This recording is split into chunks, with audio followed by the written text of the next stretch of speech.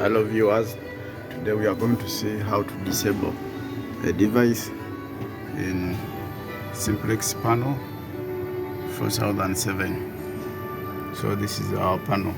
It has a touch screen. So you touch on the screen. Here you will see it will open the menu. If you want to disable, you have to first press access, pressing password. So you press here user access, put in password.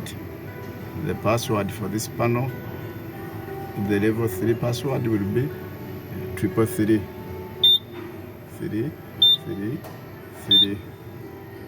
So you press OK. You have already access granted. So now you check the device you want to disable.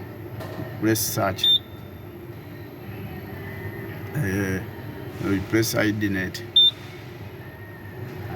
So if you want to disable, you select the device. This is a group of devices in this panel. So let's select device number 1, loop 1, device number 1. So this is 1. So it is showing the address number and its location, group 1, entrance near FSCP.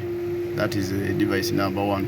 So you can press enable. If you want to enable it, you can press disable, but this time you want to disable it. So you press disable.